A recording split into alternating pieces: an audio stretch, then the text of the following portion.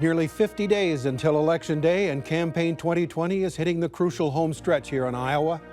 We dive into the issues and candidates driving the headlines on this Reporters Roundtable edition of Iowa Press.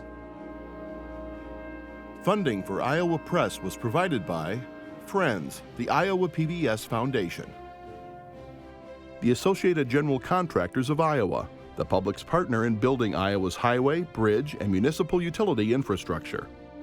Iowa PBS is supported in part by Wells Fargo. FUELIowa is a voice and a resource for Iowa's fuel industry. Our members offer a diverse range of products, including fuel, grocery, and convenience items.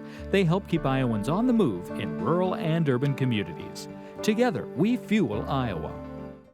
I'm a dad. I am a mom. I'm a kid. I'm a kid at heart. I'm a banker. I'm an Iowa banker. No matter who you are, there is an Iowa banker who is ready to help you get where you want to go. Iowa Bankers, allowing you to discover the genuine difference of Iowa banks.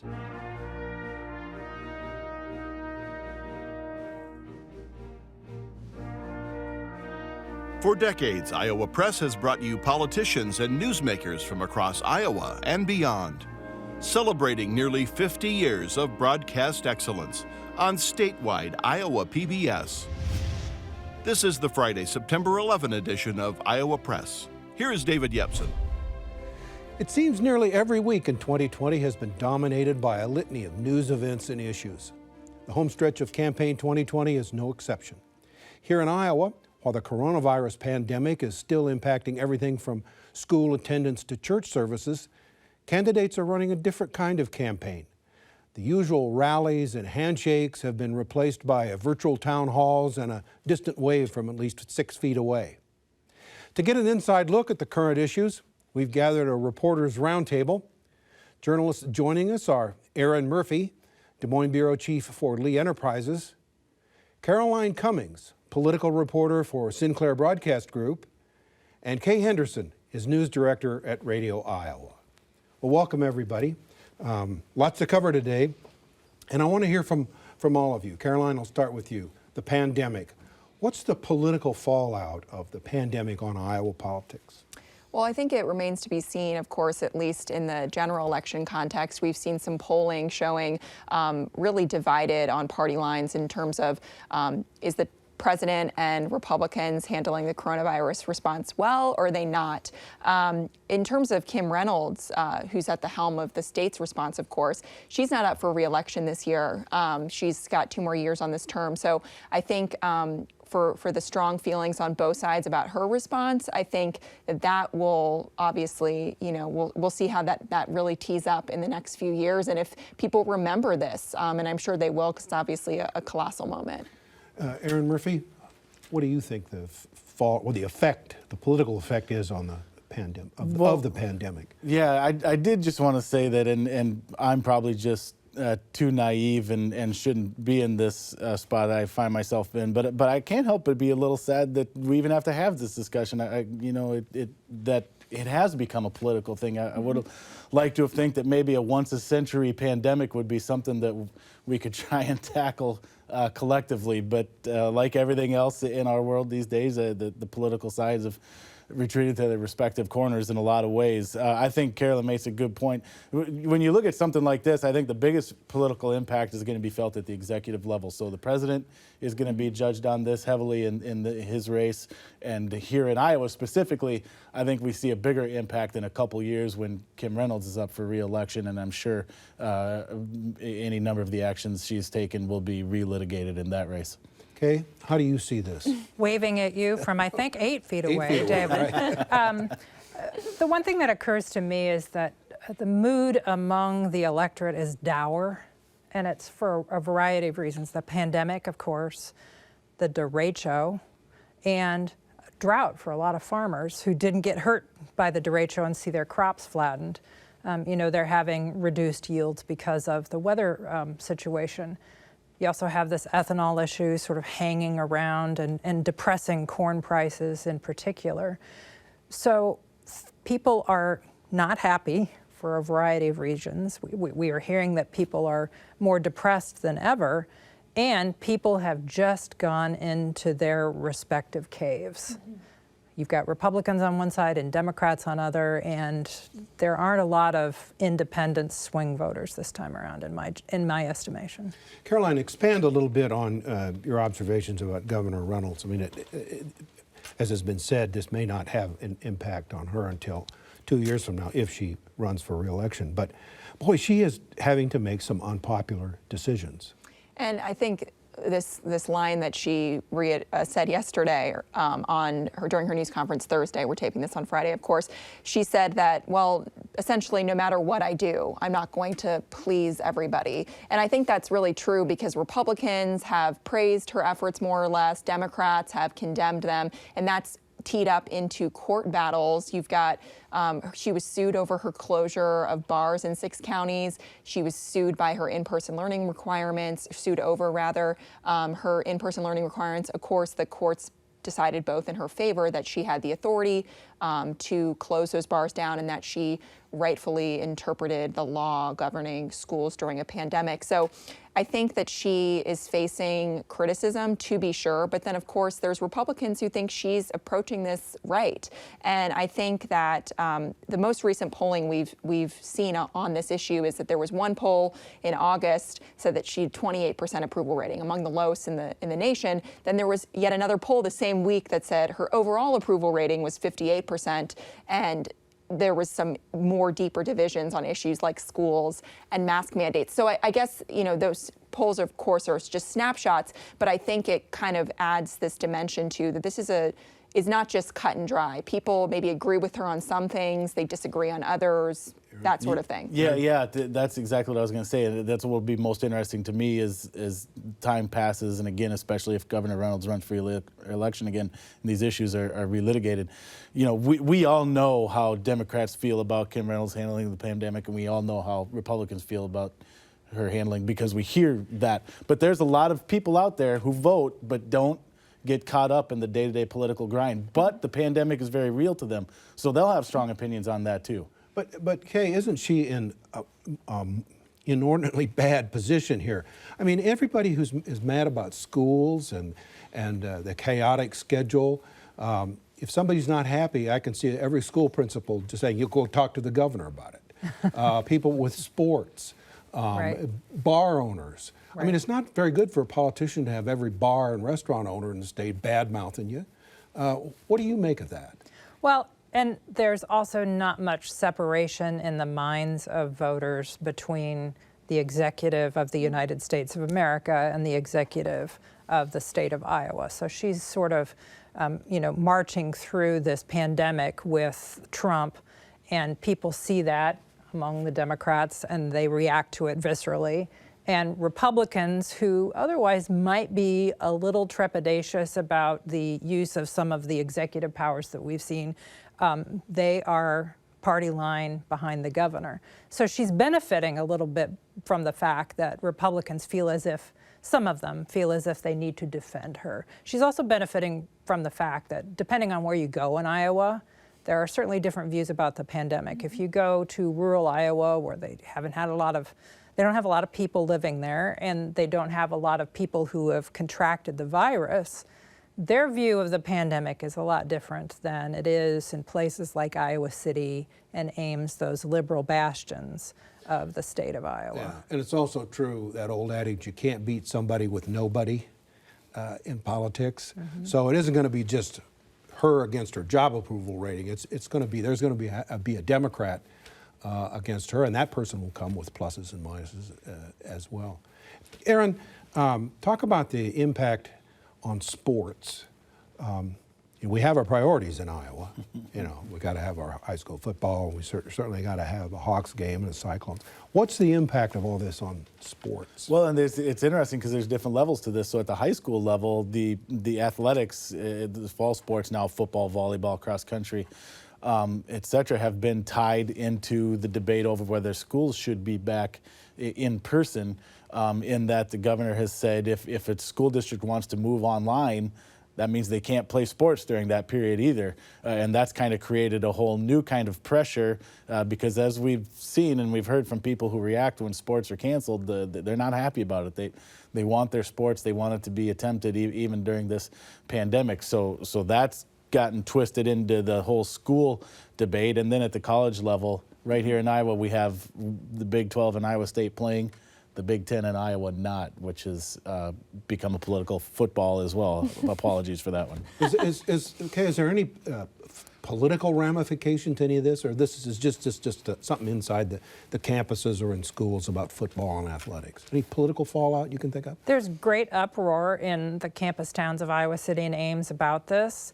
But if you look at the lineup of state legislators who represent those two cities, they're Democrats.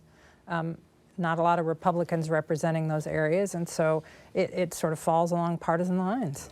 Caroline, another big issue being talked about a lot is absentee ballots. A lot of Iowans, maybe most Iowans for the first time, will be casting an absentee ballot. Is this going to be chaotic? Well, there's some questions about that because there's these 3 lawsuits, Woodbury, Lynn, and Johnson counties. The auditors were sued over pre-filled absentee ballot request forms. 2 of those were already decided by a judge voiding those pre-filled forms, and we have another decision pending that could come down as soon as today. And so people are confused about, well, if I already sent my pre-filled ballot form in and now that doesn't count towards getting a ballot, it's incumbent on the auditors to let them know that it doesn't count. And then they're also going to be inundated with multiple absentee ballot request forms, which is totally normal and fine if you can send multiple ballot request forms back and only get 1 ballot in return. But I think all of these decisions are weighing heavily on voters, also because maybe they don't understand that a court decision in Polk County, or excuse me, Johnson County or Lynn County or Woodbury County doesn't have bearing on their other counties, but it's just going to add this, all these news headlines coming at them. I'm sure it's causing some confusion. Yeah, I think the short answer there is there's evidence there already is chaos. Caroline's absolutely right about everything she said. The good news is at the end of the day here, we're still only talking about absentee ballot request forms, and I want to make that clear for the viewers. Right. We're not talking about the ballots themselves. So once they eventually get their ballot, cast it, and file it, that as long as you're a person that wants greater turnout, that's a good thing and should be okay at that point. But in the meantime, yeah, there's a lot of chaos with the different ways that auditors are handling this. And looking ahead, David, to November 3rd, Iowa has a law that's more favorable to counting those ballots than many other states, like New York, which had horrible problems with its primary this summer. The auditors can open the envelope the day before. We had Polk County Auditor Jamie Fitzgerald on the program a couple of weeks ago. He has special equipment to slit open those envelopes because he's going to get tens of thousands of envelopes carrying those ballots, and then they can count them. They can run them through the machine as soon as the polls open on the 2nd, and then announce the results, tabulate the results when the polls close. Yeah, and I think it's important. There's a lot of talk nationally. The president's talking about fraud. You have election officials in Iowa who say, yeah, it's different. It might be a little bit confusing, but there's no evidence of fraud. And you can also corruption. Track your ballot. You That's can right. go online and see where your ballot is. And they're also saying we should know the outcomes in Iowa Right. on election night, unlike some other states that may not be true. Erin, let's talk about voter registrations. Republicans, we talk about polls, but the voter registrations, Republicans have a narrow edge statewide. Yeah, and this is interesting because coming out of the caucuses, the Democrats had overtaken them, benefiting from the caucuses and the great interest there was with a very competitive Democratic race and not as much on the Republican side with an incumbent Republican president. So Democrats had taken the statewide lead, and since then Republicans have regained that lead and have actually expanded on it. When you break it down, what's interesting by congressional district, they have a large statewide lead, but it's all built in one congressional district. Democrats have more registered voters in the 1st, 2nd, and 3rd districts. Republicans' advantage is built entirely in the 4th district. So it's good news for them statewide, so Joni Ernst likes to see that. But it does present some challenges still for Republicans at the congressional level, especially in those competitive 1st, 2nd, and 3rd district races. Republicans are spending a lot of time and money and phone calls, almost like with a screwdriver or chisel, going in there digging out supporters. Erin, does that tell you that their turnout operation is better than the Democrats? You know, I think that's a fair question right now, and they've kind of got a unity project working right now from the Trump campaign on down through the local races. They're kind of all working as one big Republican team. It's not the Trump campaign and the Ernst campaign and on down the line. And you know, we'll find that out for sure, and it's showing up in the registered voter numbers at least. But the other thing to remember is these races, especially those congressional races, often come down to the no party voters, which in some cases are higher than Republicans or the Democrats, and which way they're swinging. The other thing that we can't forget is that before the June primary, the Secretary of State sent an absentee ballot request form to every active voter, and independent voters or no party voters picked a side. So if you look at how registration has changed from before that happened to after it happened, and we had record turnout among Democrats and Republicans in the June 2nd primary, that can also be traced to that mailing that Paul Pate sent out. Kay, one new ingredient in the Iowa equation this year is felon voting. Paul Pate was on this show, estimated that 35,000 potential potential voters have been re-enfranchised as a result of Governor Reynolds' executive order. What's the political effect? It's unknown. We have various groups that are trying to help folks figure out how to register to vote if they are among that 35,000 group that the Secretary of State mentioned. You know, if half of them vote, will that benefit Democrats? Will it be a wash? It's hard to know because, you know, has anyone polled this group of people to know? And also, will they participate? That's the other thing that we don't know. If you look at some other states, there's some evidence that, you know, that there's not a lot of participation when people gain this right. It's sort of unknown. Well, you know, one of the things, some Republicans were worried about this because they see a lot of those inmates are minority voters. Generally, those voters tend to vote more Democratic. But I've talked to some Republicans who say, you know, a lot of those, there are a lot of white inmates in Iowa. They're blue collar, they're not as well educated, and that profile is a Republican in this electorate.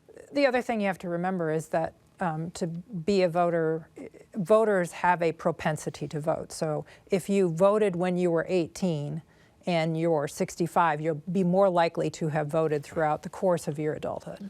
Let's go around the table. I want to, Caroline, I'll start with you. We'll talk about the race for president. I'd like to quickly hear from each one of you about your thoughts about how the race for president in Iowa is going. Well, of course, the pandemic, like all campaigns, has upended a presidential campaign in this state. I think that people are seeing Iowa, or they saw Iowa as maybe a year or two ago as, well, it's a Republican stronghold. You know, the president is not poised to lose it. But the numbers, again, polling numbers, albeit snapshots in time, are shifting towards it really is becoming more or less of a toss-up. And I think that that perhaps that's why we've seen Vice President Pence coming through Iowa for events to try to make sure that they keep the Iowa base. And, you know, we've also got Kanye West on the ballot, so that's a whole other thing in there. What's the effect of that, of Kanye West? Is he going to siphon off enough votes? He's a rap music singer, African American. Is he going to take enough votes away from Democrats to tip the state to Trump? Well, that's the GOP. Some few in the GOP are making that play, right, is that he might siphon off some people. But there's polling to show that only 2% of black voters, of course, that's national numbers, say they support Kanye West. So I think that that's not necessarily true, that just because he's a black rapper that black voters are going to vote for him. Well, it is true that it's Republican operatives that are behind this, but Erin? Yeah, and to expand on that real quickly, my sense is that there's not as much interest in a third-party vote this year as there was 4 years ago. I think this is a much more even split. You're either for President Trump or you're going to go for Joe Biden. Right. I don't think, unlike 4 years ago when there was a lot of protest votes, I don't like either candidate, so I'm going to vote for Jill Stein or whoever it might have been. I don't sense there's as much appetite for that this time around. There were 1.3% people who voted for president in Iowa in 2016 who wrote somebody else's name in. We're not going to see that this time around. Talk about the Senate race. Kay, how do you see that unfolding here in this? Early in the year, we saw that this was a competitive race. It is ranked among the competitive Senate races in the country. Lots of outside money being spent on this race.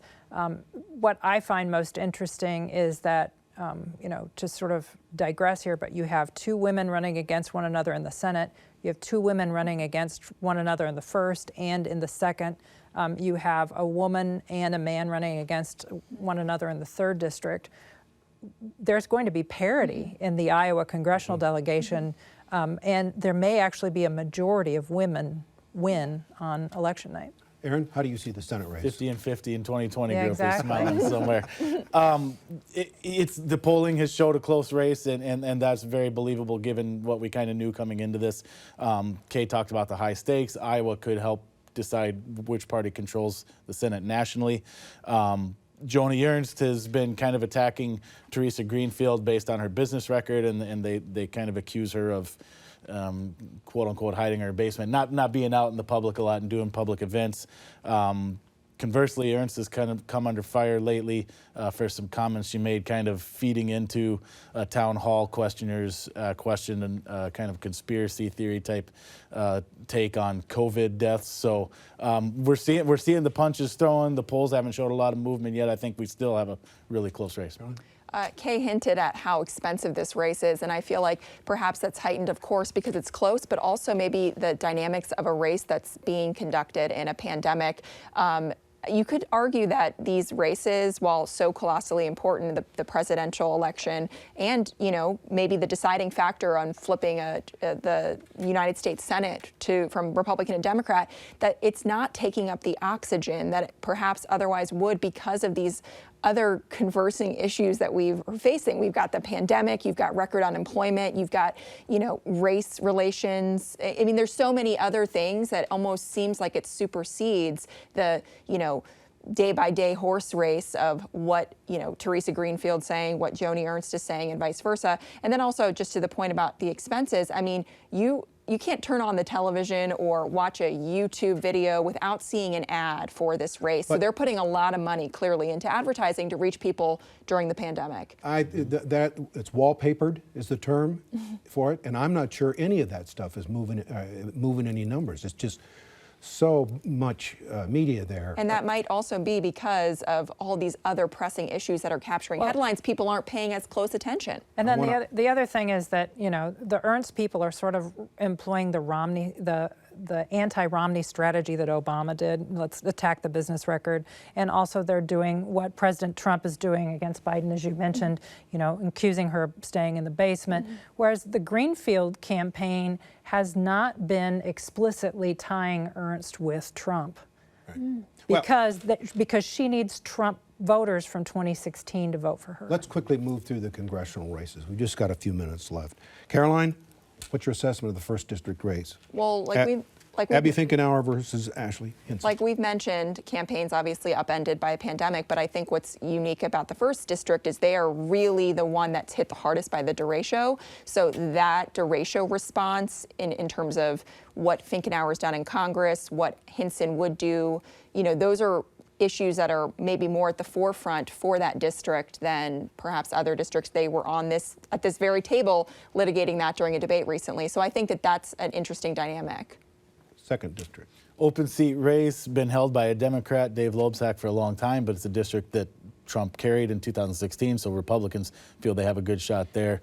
Polling has kind of been a little bit all over the place, but mostly showing a close race with Rita Hart in the lead. Some more recent ones have shown Marionette Miller Meeks, the Republican leading. Yeah. So I think a competitive race there. Okay. One of Iowa's, in the 3rd congressional district, David, one of Iowa's first ever Congresswomen, Cindy Axne, a Democrat from West Des Moines, rematch against former Republican Congressman David Young. The interesting thing about this is this rematch is really not at the top of the ticket for a lot of people in discussions. They're more focused on the other 2 races that have been referenced before.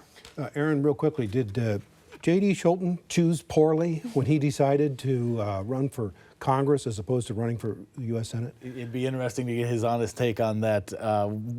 Now, he made that decision before the primary, so when Randy Feenstra knocked off longtime incumbent Steve King, who's been in hot water for all kinds of things over years, that completely changed the dynamics of that race and made it so much harder for the Democrat in that race.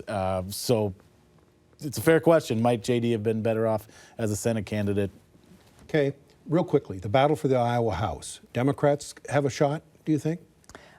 They hope that they have a shot. They're investing a lot of money in it. Fred Hubble, who ran for Democrat, who was the Democratic candidate for governor last time around, investing in that strategy. Republicans are raising money and hope to go after a few swing seats that are occupied by Democrats. It could be a nail biter for people on election night. Democrats are getting national help money on that right, too. Exactly. Yeah, they would need to break the Republican trifecta. We're out of time. Thanks, all of you. And we'll be back next week to dive into economic issues confronting Iowans.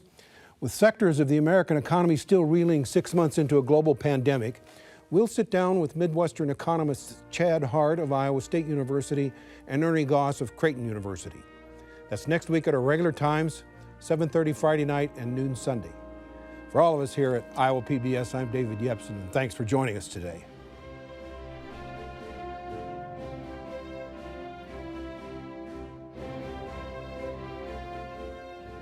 Funding for Iowa Press was provided by Friends, the Iowa PBS Foundation, the Associated General Contractors of Iowa, the public's partner in building Iowa's highway, bridge, and municipal utility infrastructure. Iowa PBS is supported in part by Wells Fargo. FUELIowa is a voice and a resource for Iowa's fuel industry. Our members offer a diverse range of products, including fuel, grocery, and convenience items. They help keep Iowans on the move in rural and urban communities. Together, we fuel Iowa. I'm a dad. I am a mom. I'm a kid. I'm a kid at heart. I'm a banker. I'm an Iowa banker. No matter who you are, there is an Iowa banker who is ready to help you get where you want to go. Iowa Bankers, allowing you to discover the genuine difference of Iowa banks.